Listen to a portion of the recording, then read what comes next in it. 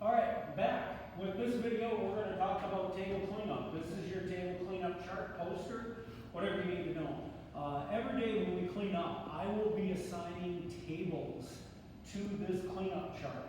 Whatever table you are, if you're table 1 today, you come over and you figure out what you're doing. But I'm going to take you through it real quick. Table 1, sweeps, Pug Mill Lane. And you kind of come on over here, and I will show you from this corner all the way down through here. Here's my broom, here's the pug mill, right through this area. We are sweeping this up. We don't use a broom like this. This is not how we use the broom. We use it like this.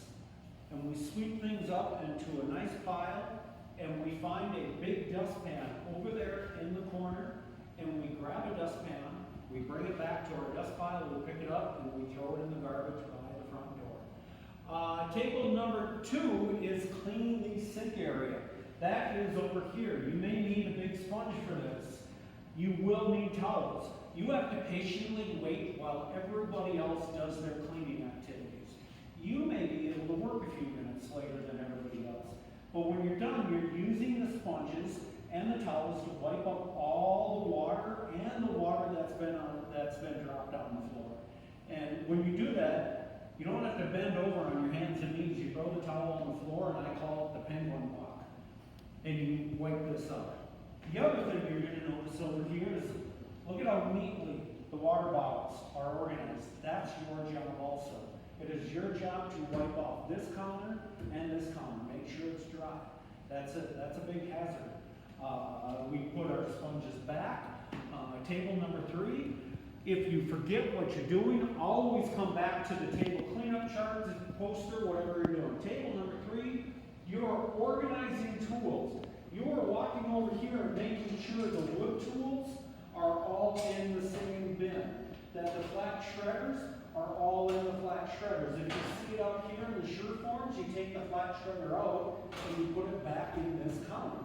If you see people doing this, and you notice they do it every day, they never put their tools back, just discreetly tell me or Mr.Hall, we'll take care of it. The other thing is, you sweep from this counter all the way down this way. We have a second type of a broom in here, a push broom, which is pretty easy to use. Everybody knows how to use this. Table number 3, you are responsible for sweeping this whole area, picking up with the dustpan, going into the garbage. Table number 4, you're over here organizing the wedging counter, making sure all the scrapers are put back, the rulers are put back, they're clean. These are clean. These right here, don't touch these. I and Mr. Hall use those. We need these to clean because when we're cleaning, I and Mr. Hall are recycling clay and we're usually directing from here, we need these tools. You are organizing the boards. Look at how nice and neat they are. They're not going to be like that in a week's time. They're going to be jumbled up. That's your job to organize them. Making sure the whisks are hung up and the big boards are clean. Table number 5. You are responsible for cleaning the Amico counter. Again, making sure that the green sculpting tool, round and narrow, is back in here. That the mini loop tool is back in here, not down there in one of those containers. It goes in the container it needs to be.